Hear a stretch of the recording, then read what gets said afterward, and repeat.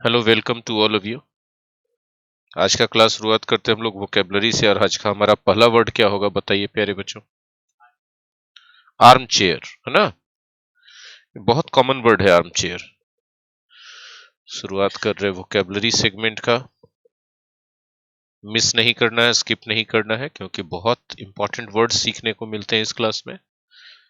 और कुछ भी स्क्रिप्टेड नहीं होता, इसलिए हम पहले से बता नहीं सकते कि कहाँ कहाँ पर इंपॉर्टेंट चीज आने वाला है, तो स्किप मत कीजिए। हमारा पहला वर्ड है आज का आर्म चेयर। आर्म चेयर आप सब लोगों के घरों में होगा संभवतः। बाह वाली कुर्सी, वैसी कुर्सी जिसमें हाथ रखने के लिए हत्था बना होता है। हाँ, इस टाइप का। बिल्कुल। तो ये आर्म चेयर है। इसके लिए कुछ खास ज्यादा बोलने की जरूरत। नेक्स्ट वर्ड बोलिए। आर्मी के लिए बोलने की जरूरत है। आर्मी एक नाउन है, कलेक्टिव नाउन है। आर्मी का मतलब होता है सेना। ठीक है, सेना की टुकड़ी को ट्रूप कहते हैं, तो ट्रूप जो है इसका साइनोनिम्स के रूप में यूज किया जा सकता है। फोर्सेस इसके साइनोनिम्स के रूप में यूज किए जा सकते हैं। आर्म्ड फोर्सेस भी इसके साइनोनिम्स के रूप में यूज किए जा सकते हैं। बिल्कुल, बटालियन, है ना, रेजिमेंट, ये सारा चीज। Next word, around. देखिए, अराउंड दो तरीके से यूज किया जाता है। प्रीपोजिशन के रूप में और एडवर्ब के रूप में। ठीक है, इसका दो अर्थ होता है। एक होता है लगभग। लगभग का मतलब कुछ कम या कुछ ज्यादा। आ जाइए, कुछ कम या कुछ ज्यादा। राइट। और इसका दूसरा मीनिंग होता है चारों ओर। चारों ओर का मतलब इधर उधर। Not in any direction, in all the directions. बात समझ में आ रही है? एग्जाम्पल देखते हैं।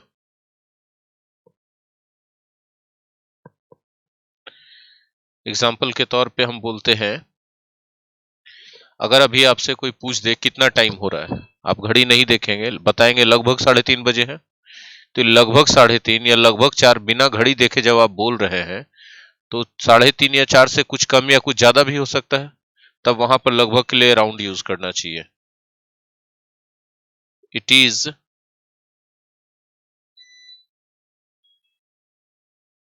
अराउंड 3:30। 3:30। ठीक है। एक और, जब हम बोलते हैं इट इज अराउंड, इसका वाला चारों ओर का, है ना। The people were running around. The people were running around, मतलब लोग चारों तरफ दौड़ रहे थे। क्लियर है? The people were running around, लोग चारों तरफ दौड़ रहे थे। अब वो चारों तरफ किधर, मतलब अलग अलग डायरेक्शन में इधर उधर भाग रहे थे। क्लियर है बात? चलिए नेक्स्ट वर्ड बताइए। हमारा नेक्स्ट वर्ड है arrange. Arrange parts of speech wise क्या है पता है आप लोगों को? एक वर्ब है। पार्ट्स ऑफ स्पीच वाइज क्या है? एक, हाँ, अरेंज करने का मतलब, हाँ, व्यवस्थित करना। व्यवस्थित करना। ठीक है। जब हम कोई चीज अरेंज करते हैं तो उसको मैनेज करते हैं। हाँ या ना? चलिए इसको, हाँ, इसका एक फ्रेज है, एक पैटर्न है, उसमें इसको यूज करते हैं। ठीक है। Arrange for something. ठीक है। देखिए, अरेंज समथिंग मतलब तो अलग हो जाएगा। दो सेंटेंस हम लिखेंगे, अरेंज फॉर समथिंग और अरेंज समथिंग। एग्जाम्पल से ही बताते हैं, तब ज्यादा अच्छा समझ में आएगा। ही अरेंज्ड द बुक्स, ठीक है। और एक हम लिखते हैं he arranged for the books, he arranged for the books.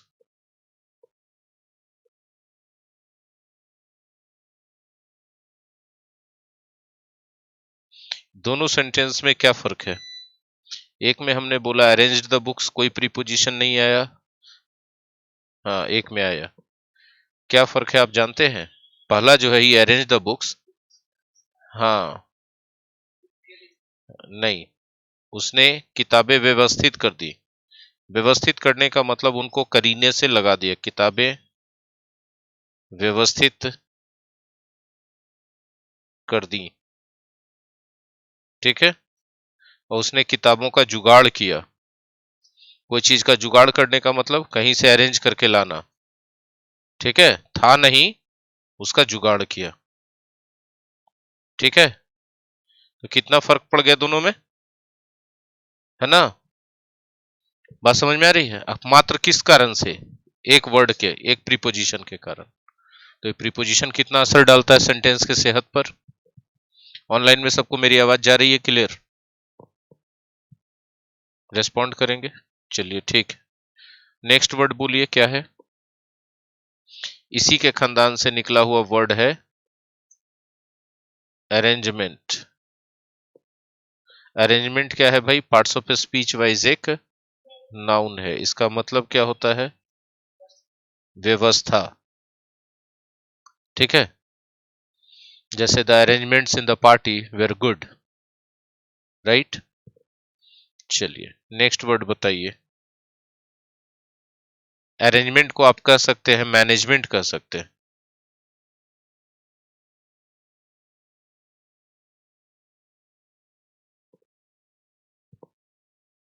हाँ, इंतजाम कह सकते हैं, बिल्कुल इंतजाम कह सकते हैं। इंतजाम उर्दू वर्ड है।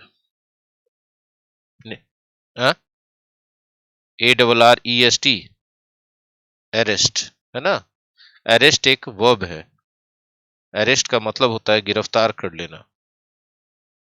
गिरफ्तार समझते हो ना? अरेस्ट ही ज्यादा अच्छा समझ में आएगा, ठीक है। ये एक ट्रांजिटिव वर्ब है, मतलब सीधे ऑब्जेक्ट आएगा। एग्जाम्पल बोले, the police arrested the criminals. The police,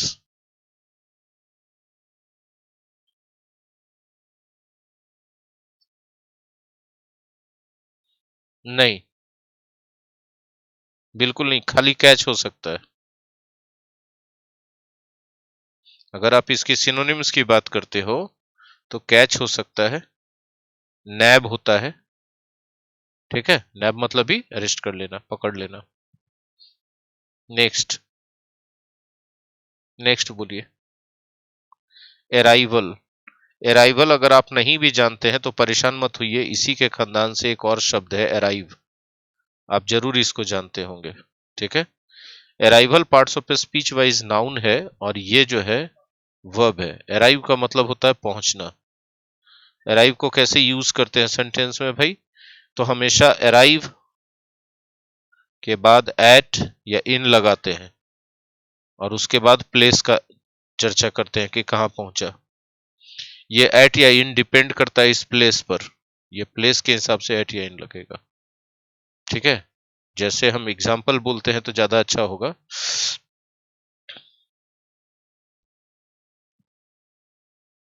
he arrived early,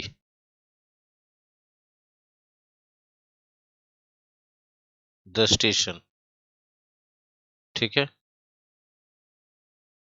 he arrived dot dot dot Australia.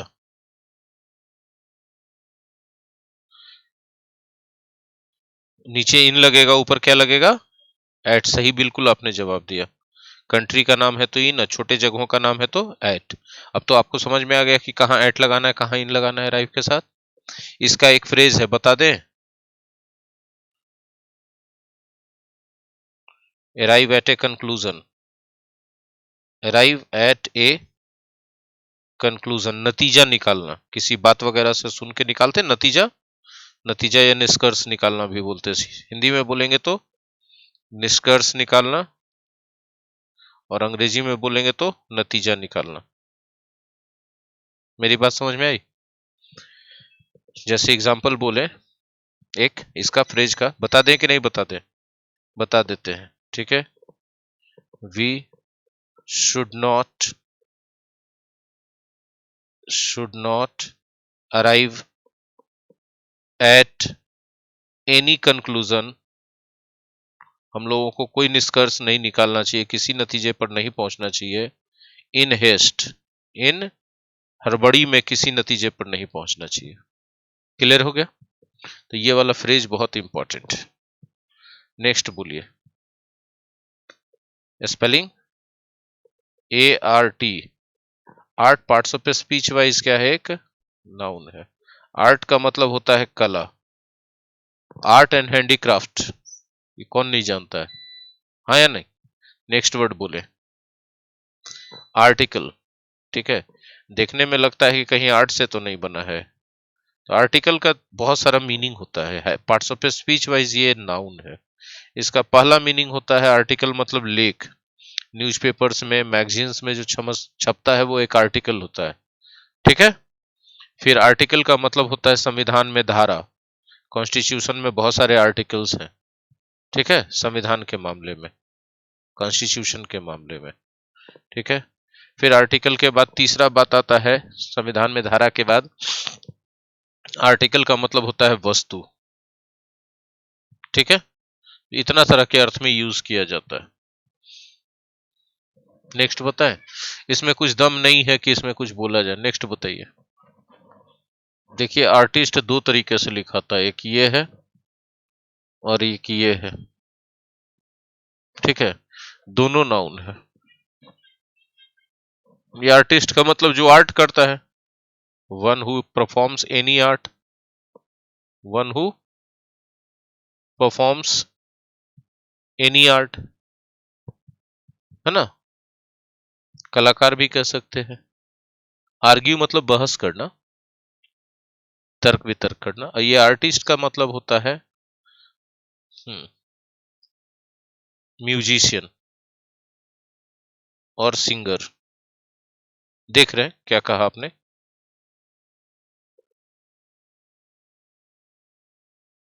Advocate बोले, एडवोकेट बहुत तरह से यूज किया जाता है। एडवोकेट बता रहे हैं, पूछ दिया तो हम यहाँ बता देते हैं, ठीक है। देखिए एडवोकेट एक वर्ड पूछ दिया गया है। एडवोकेट नाउन होता है ना, लॉयर भी कहते हैं इसको, राइट। और एडवोकेट नाउन के रूप में ही, ये तो फर्स्ट मीनिंग हो गया ना, सपोर्टर,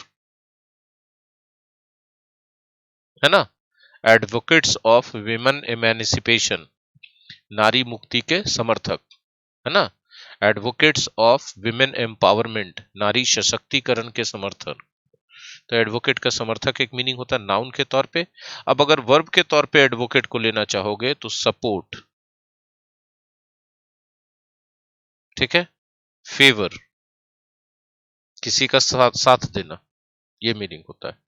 चलिए नेक्स्ट वर्ड बताइए, स्पेलिंग बोलिए। ए एस एज, है ना। एज को हम लोग एडवर्ब के रूप में यूज करते हैं, ठीक है, प्रीपोजिशन के रूप में भी यूज करते हैं, एज का कंजंक्शन के रूप में भी यूज करते हैं। बहुत सारा इसका पार्ट्स ऑफ स्पीच के रूप में यूज होता है। हम सारा बता देना चाहते हैं ताकि आपको कभी कोई कंफ्यूजन ना हो, एग्जाम्पल्स के जरिए बताना चाहते हैं, ठीक है।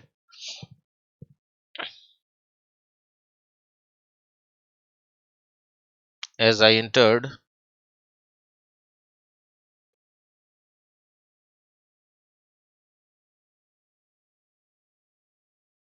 द हॉल, जब मैं हॉल में घुसा, I found them playing, I found them playing मतलब मैंने उन लोगों को खेलते हुए देखा। यहाँ एज जो है किस सेंस में यूज किया जा रहा है? वेन के सेंस में। किस सेंस में यूज किया जा रहा है? वेन के सेंस में। ठीक है। As I entered the hall, जब मैं एंटर्ड किया हॉल में, आई फाउंड देम प्लेइंग, मैंने उन लोगों को खेलते हुए देखा, खेलते हुए पाया। यहाँ पर एज जो है कंजंक्शन है, आप चाहते हैं तो इसको उलट के लिख सकते हैं। आप इसको उलट के लिखेंगे, I found them playing as I entered the hall. जाहिर सी बात है कि कंजंक्शन का ही काम कर रहा है। क्लियर हो गया कि दो क्लाउजेस को जोड़ रहा है तो क्या होगा, कंजंक्शन। ठीक है। कंजंक्शन के ही रूप में एक और अर्थ देखना चाहते हैं इसका, चूंकि के अर्थ में, कारण और काउज और रिजल्ट को जोड़ता है। ठीक है। As he is ill, he can't go to work, चूंकि वह बीमार है इसीलिए वह काम पर नहीं जा सकता है। अब पॉइंट क्या है यहाँ पर कि जब यहाँ एज यूज हो गया है तो यहाँ सिर्फ कॉमा आएगा। कभी कभी लोग गलती से सो या देयरफॉर लगा देते हैं। ऐसा क्यों करते हैं? क्योंकि जो हिंदी वाक्य है उसमें इसलिए का सेंस आता है, लेकिन ये गलत है। ठीक है। लोग ये अर्थ निकालते हैं कि चूंकि वह बीमार है इसीलिए वह काम पर नहीं जा सकता है, तो इसी के लिए हिंदी आएगा, लेकिन सो या देयरफॉर नहीं आएगा। किसके कारण? एज के कारण। क्लियर है बात? तो ये एक कॉमन एरर पॉइंट हो गया। कॉमन एरर पॉइंट समझते हैं, जिसके आधार पे कॉमन एरर सबसे ज्यादा पूछे जाते हैं एग्जाम में। ठीक है। दो पॉइंट तो हमने बता दिया, एज का किस रूप में, कंजंक्शन के रूप में। अभी और एग्जांपल हम बताना चाहते हैं, बताएं कि नहीं बताएं?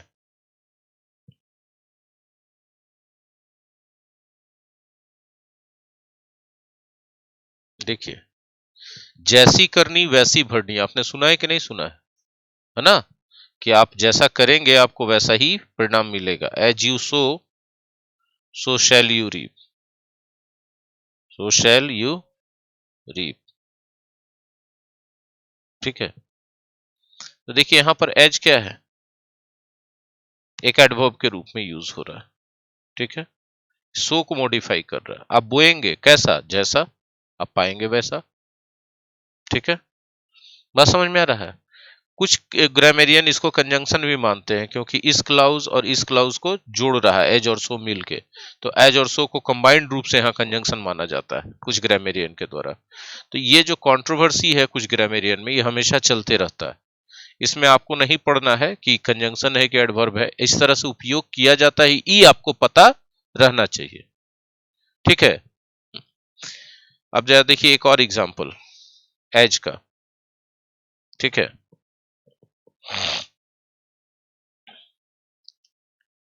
ही talks to me as he should. ठीक है। बात समझ में आ रही है? वह मुझसे बात करता है जैसे उसे करना चाहिए। कैसे बात करता है? जैसे उसे करना चाहिए। अब यहां पर ये पूरा एडवर्ब है। ठीक है।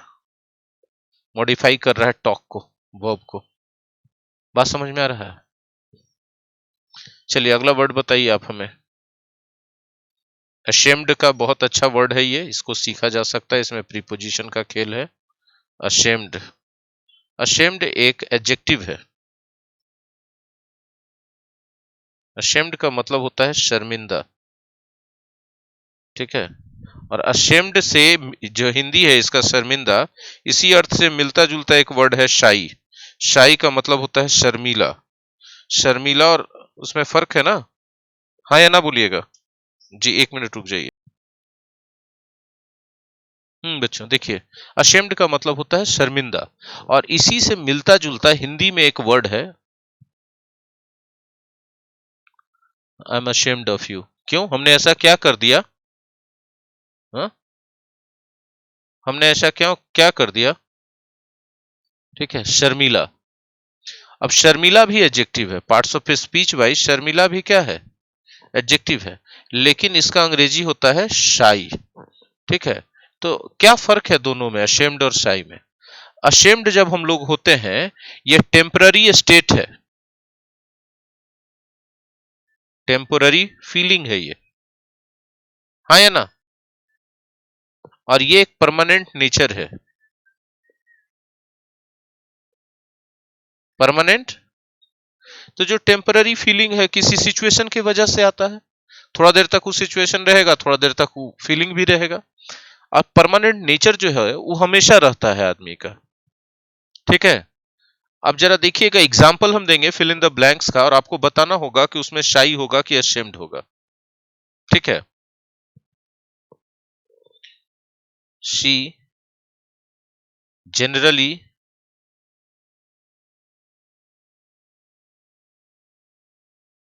does not talk to strangers, talk to strangers, ठीक है। जनरली स्ट्रेंजर से बात करती है कि नहीं करती है? नहीं करती है। अब उसको बताओ उसके बारे में क्या बोलेंगे? हाँ, she is a dot dot dot girl.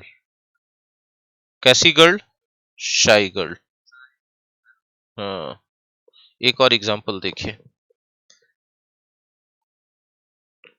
ठीक है, देखिएगा, he is dot dot dot of his mistakes.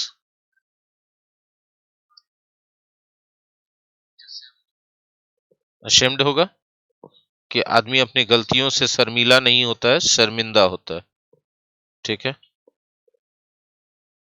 बिल्कुल सही। लेकिन आपने लिखा है मुजम्मिल कि I am ashamed of you, ये बात मुझे समझ में नहीं आ रही कि मैंने ऐसा किया क्या है भाई कि you are ashamed of me, ठीक है। अब दो बातें और ध्यान दीजिएगा। पहली बात तो हम ये बोलेंगे कि अशेम्ड के बाद कभी भी नाउन का यूज मत करना, ये नहीं होता है, ठीक है। अशेम्ड के बाद कभी भी नाउन का यूज नहीं होता, कभी मत करना ऐसा, ठीक है। अब असेम्ड का एक पैटर्न है, उस पैटर्न पे यूज किया जाता है इसको। असेम्ड ऑफ वन सेल्फ, खुद से शर्मिंदा होना, किस लिए भाई? फॉर समथिंग, गलतियों के लिए या कुछ गलत चीजों के लिए, हाँ या ना। जैसे एक एग्जांपल बोलते हैं,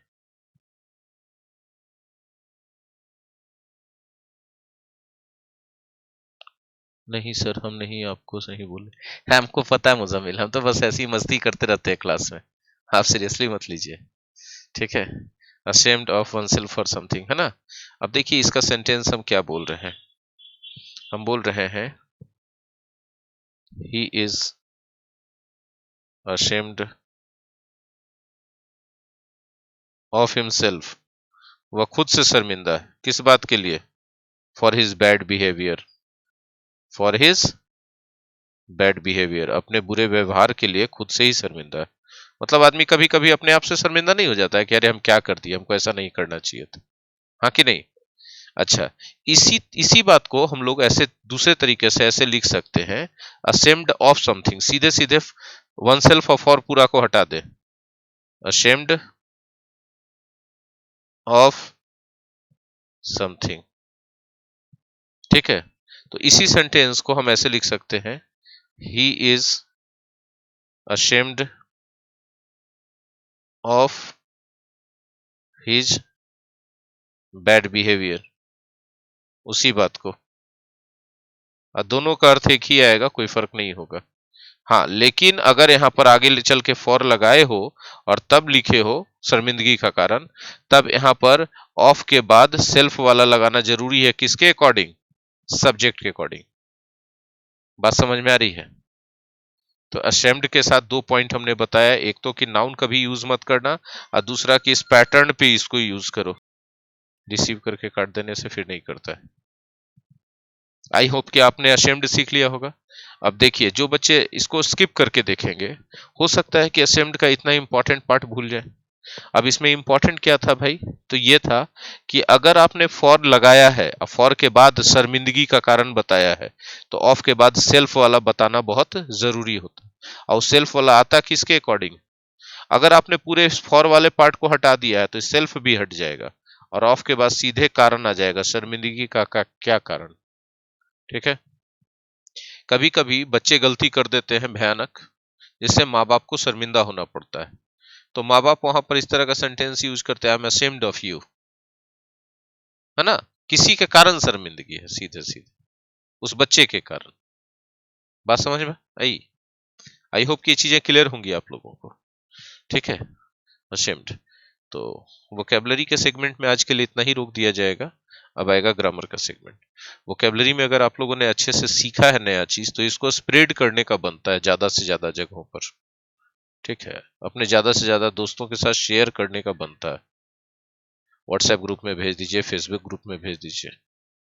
और अगर आप पहली बार देख रहे हैं हमारे क्लास के वीडियोस को, तो इस परिवार में शामिल हो जाइए। सब्सक्राइब बटन को हिट करके बेल आइकन को हिट कर दीजिए और अपने मोबाइल सेटिंग्स में जाकर यूट्यूब नोटिफिकेशन को ऑन कर लीजिए, ताकि सोनीज ट्यूटोरियल क्लासेस के जितने भी चैनल पे अपडेट्स हों, वीडियोस हों, उनका नोटिफिकेशन आप तक पहुंच सके। बहुत बहुत धन्यवाद।